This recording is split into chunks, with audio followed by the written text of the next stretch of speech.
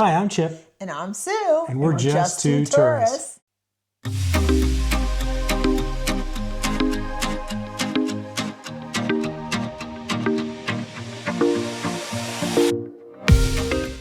In this video, we're going to share some post-cruise opinions.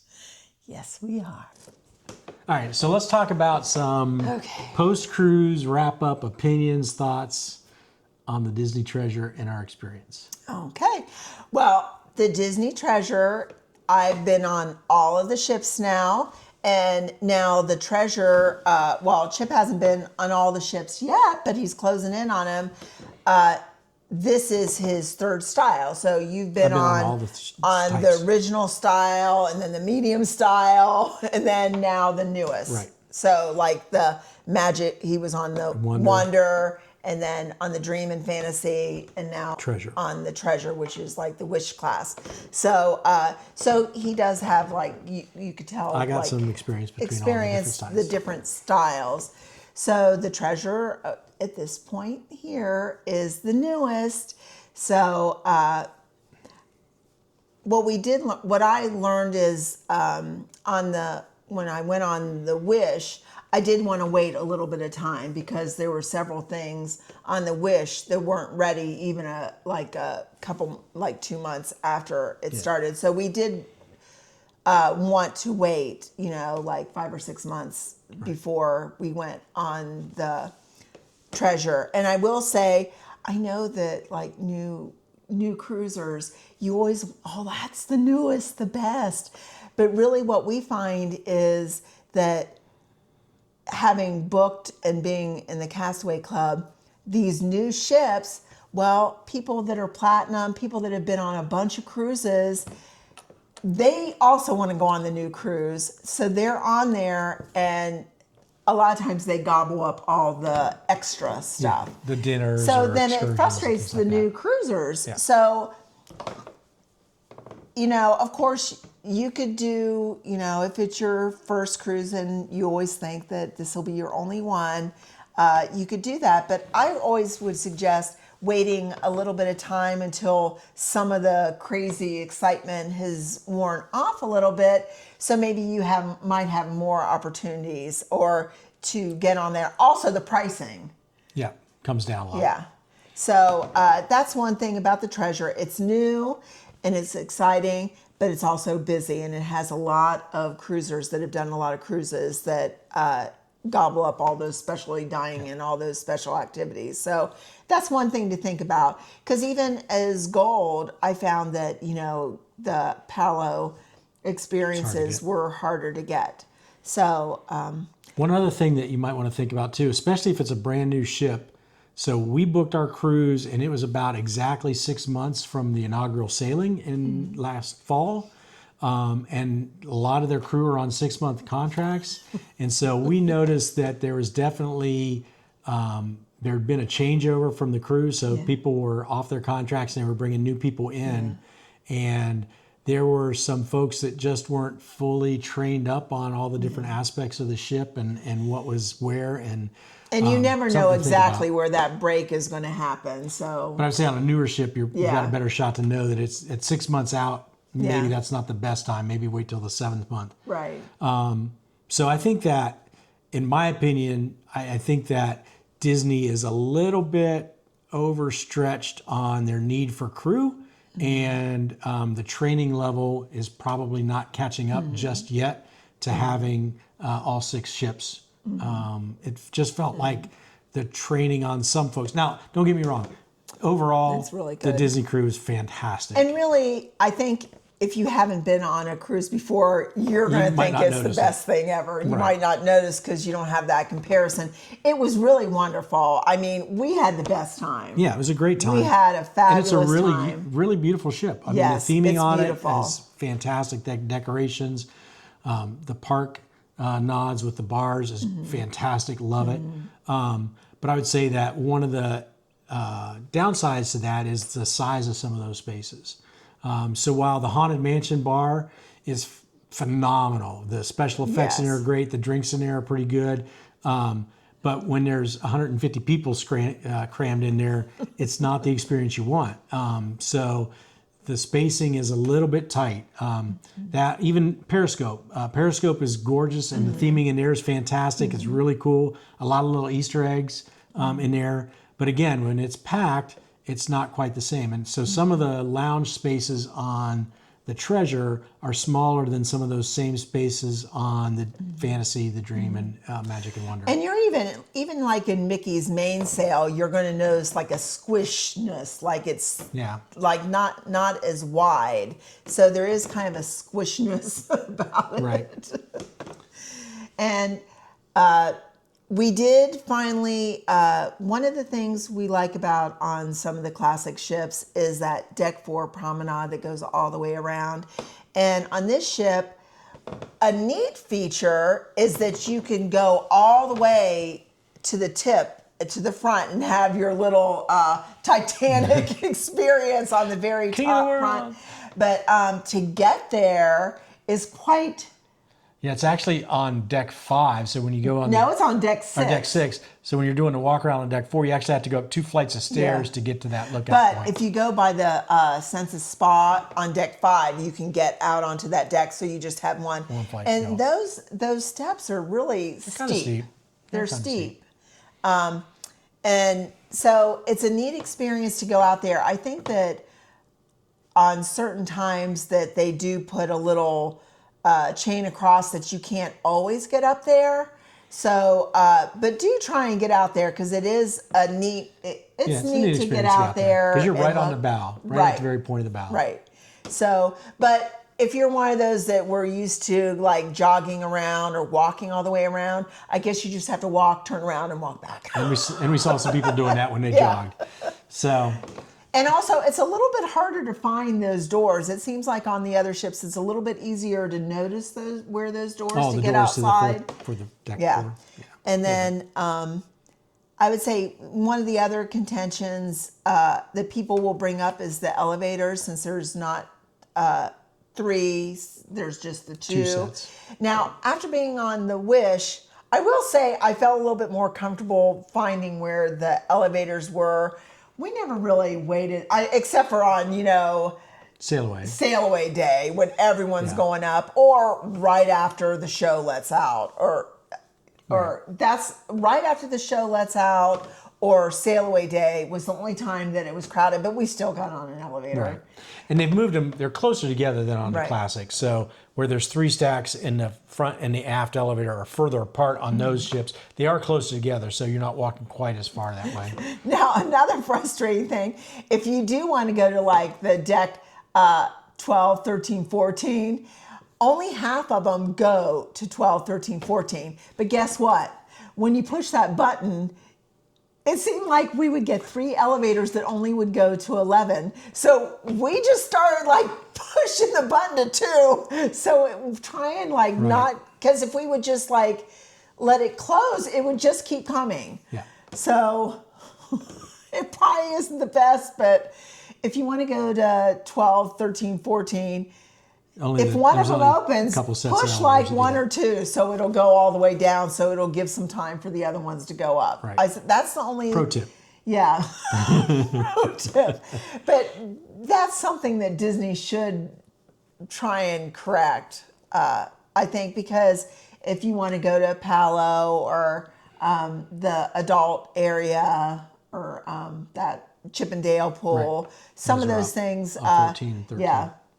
And you want to go up, and especially like if you're going out to dinner at Palo, you don't want to walk across the pool deck because it's always windy and you'll get like blown away. So that's one of the things. Just a small thing, but yeah, just something to think about. The Grand Hall is beautiful.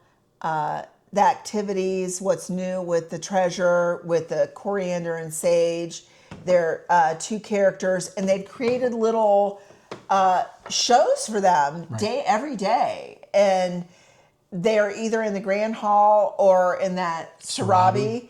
And our favorite was the Indiana Jones, the Supper Club, Choose Your Adventure, but it was like the Supper Club. So that had a little line. I would go and get that because go a little bit early. It fills up in there for that. But it's a great show. There It's is phenomenal. upstairs too. Yeah, there's but 2 levels in Sarabi. And that is adult only for the Sarabi Supper Club and the Choose Your Own Adventure. But I thought that was my favorite one that they did. Right. And that's the one I would say don't miss. Yeah, that was great. Yeah. And then they do some in the Grand Hall. They do a Jungle Cruise takeoff, so that's fun. And then an Aladdin's. They tell the story of Aladdin in like 15 minutes. And they are really around the ship a lot. When we were standing in line for things, they did randomly come up and had some magical moments. It seems like they geared towards the kids. A little bit, yeah. So if you have little kids with you, they really did gear towards that. So that was fun. I think that was a good addition to the treasure, but could easily be added to all the ships. Right. And our sage and coriander were actually the second sage and coriander for the treasure, because the first group or the first pair had been done on the first 6 months or so. But they did great. Yeah, I mean, they were fantastic. Yeah, they were very good. Especially, I think Sage, the guy. Yeah, Sage is the guy. He had a great voice. They were very talented. But they were very talented. Yeah. Yep. So that was fun. So I would say the Sage and Coriander experience. The park theming for the lounges was a highlight.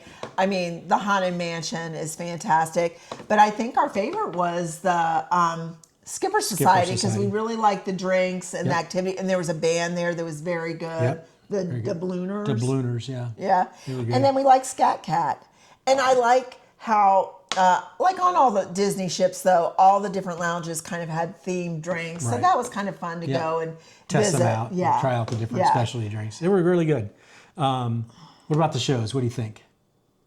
I thought the shows were really good. Of all the short little shows, I like Seize the Adventure the best compared to the like Mickey's golden Mickeys. Golden Mickeys and this is my first time seeing Seize the Adventure, and I really liked it. I thought it was great. And it's short. It's perfect. It's a half hour. I would say if you have little kids, I really think that's the perfect one to get to, it's really because good. it has all the characters and it's a half hour. Yeah. So it was very nice. And you know what I liked? I liked not having a show on the first day. The first day, your boarding day, is so busy. Everything's so new, and you're so excited to do it. And not having that show just really kind of eased things a little bit, I thought. Yeah, I think so. So I like that. Of course, that's what's nice about being on a 7-night. Yeah. And then they had Beauty and the Beast. Well, after I saw Beauty and the Beast on the Dream, it was my favorite. Of course, Beauty and the Beast is one of my favorites anyway. And it did not disappoint. Yeah, it was very good. Very good. And hot take, it's still my favorite. Because then we saw Moana. Moana, which, like I said, Beauty and the Beast you could see on the Dream. So a lot of people had already seen that. So Moana is the new thing. So everyone, of course, wants to see that. And it was really good. But there was 2 of the main characters that I just didn't connect with. I don't think they connected with the character. Right. And the special effects were fantastic. Were really cool. Set design was really good. The music was really good. But those 2 main characters kind of just missed a little bit. So for me, I still would go with Beauty and the Beast. Yeah, I think so too. So. I mean, Moana was good. I mean, go to all the shows. If you haven't seen them, go to all of them. Show. It's a Broadway show on a ship, so it's really great. And they're so talented, all the entertainers. And truthfully, for all the shows, all the entertainers are the same people. Basically, yeah. So they're going to be good, but just personal, too. But good. 2 of the characters, you'll know when you see it. You'll get it. One for sure. Yeah. But yeah, so that was good. So the shows are good. The bar theming was great. Yeah. And it was true. We kind of were picky about where we wanted to sit, and we did get in line quite early. About an hour before the doors open. Doors open a half hour before the show, and we were in line for both shows about an hour ahead of door opening. But I think that you could wait until when the doors open.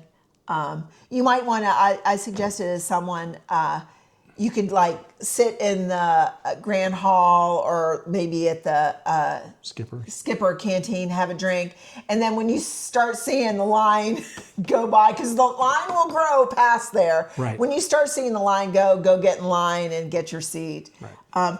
But what causes this is, again, everyone on that ship is new to the ship. So all the people that maybe they've been on all these ships a bunch of times, but this is new, so they're going to go to the show too. So everyone's going to the show.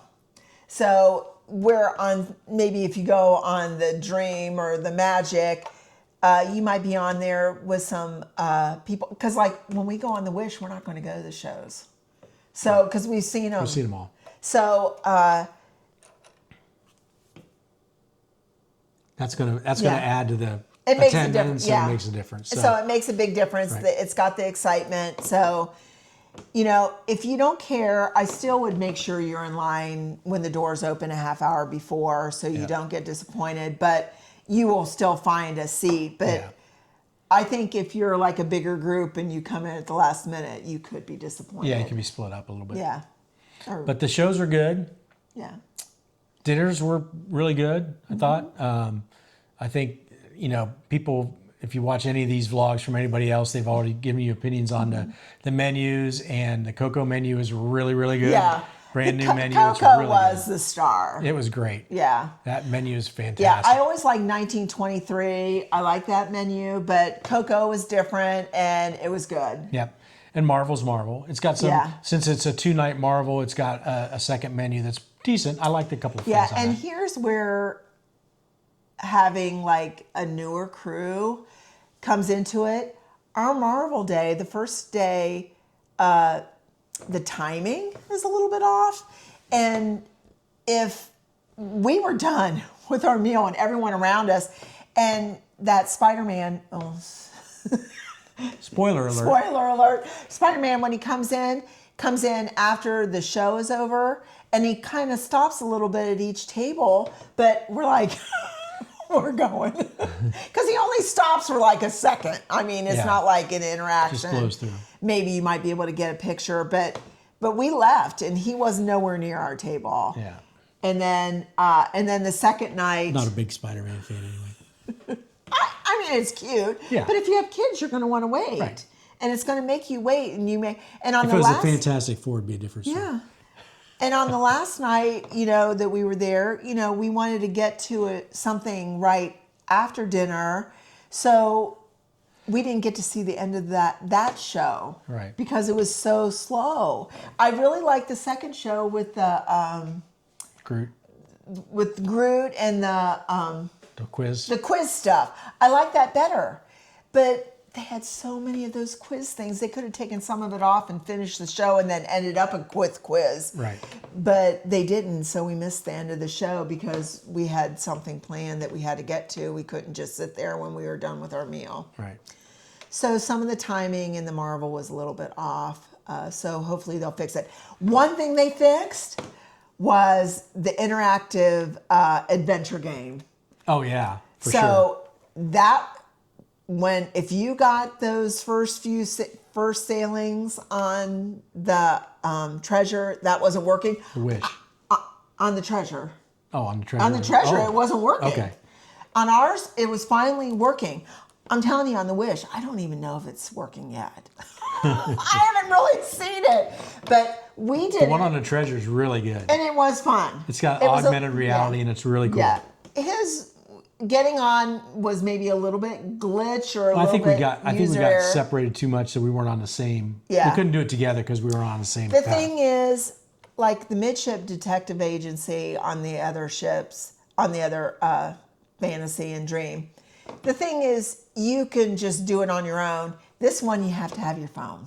So that does make it a little bit, I mean, it's fun. For me, who doesn't do games, it's challenging.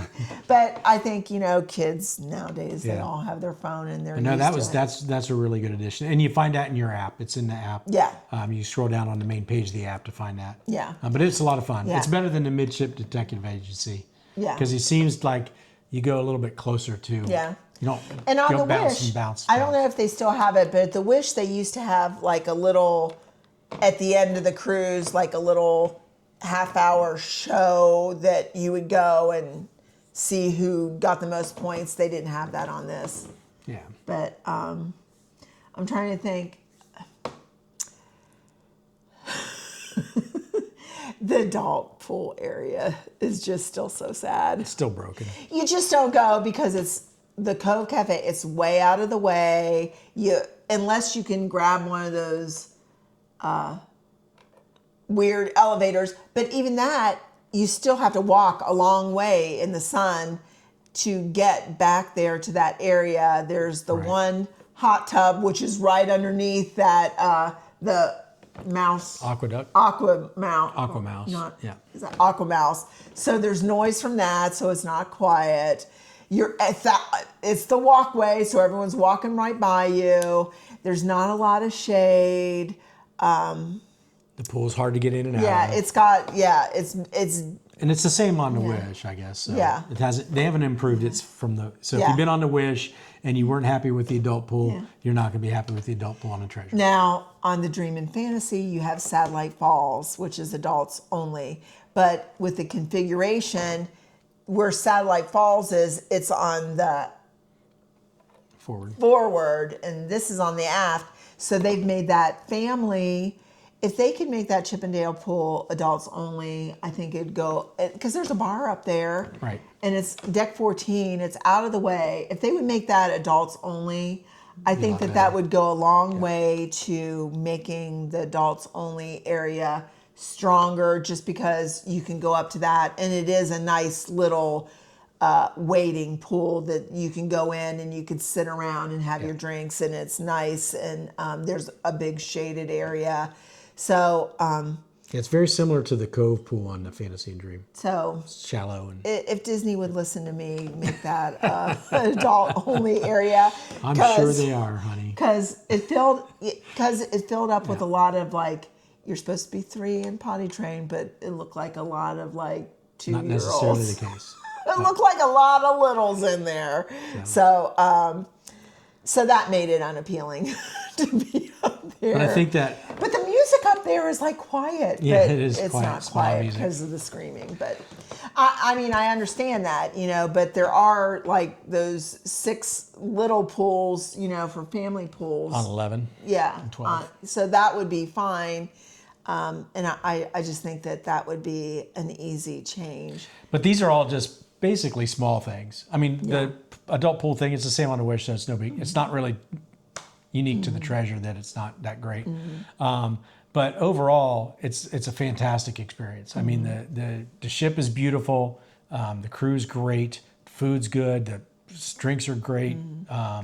Palo is Palo. I mean, the shopping. The shopping was fine, obviously. So yeah, it's a great experience. A great ship. It's a Disney ship. They're best in class when it comes to service. So I will just say, as our overall, you'll hear more about it, but do Palo if you can get Palo brunch and Palo dinner. It seems like Palo brunch is more popular because the dinner with the rotational dining, no one wants to miss anything. Right. So it is it is harder to kind of organize that. But maybe after you get on the ship, try and get the dinner. But this time we did do the Wagyu beef experience. We did we did the regular filet and the Wagyu filet. The Wagyu filet was definitely better. But you So saw again, that earlier. we've done Palo dinner several times. So we've done the prefix. The prefix is wonderful. I think for $50, it's amazing. It's a lot of stuff, and it's very good. Right. But since we've done it a lot of times, it was nice to do off the menu. Yeah. Yeah. So that was fun. So it was a fantastic cruise. It was. And Beautiful. really loved it. And I will say, I still like the Magic and Wonder the best. And then I would put the Fantasy next, and then the Treasure, and then probably the Dream, and then finally the Wish. And also, a lot of these things have to do with preferring 7 nights to Right. 3 3 and or 4 4 nights, yeah. preferring like the Very Merry Christmas cruises, just make it extra special, you know, so those kind of things go into it. A lot of people say the first ship you go on is always like your favorite because it's special, because Right. it's all new, it's all different. So I'm going to be very excited when we get back on the Magic to see if it's still our favorite or one of our favorites. Yeah. So that'll be interesting. Did you just give away what's coming up?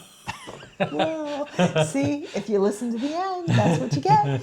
Maybe you could say, what's your favorite ship? Are you going to go on the Treasure? Let us know in the comments. Until then, I'm Chip. And I'm Sue. And we're just two tourists.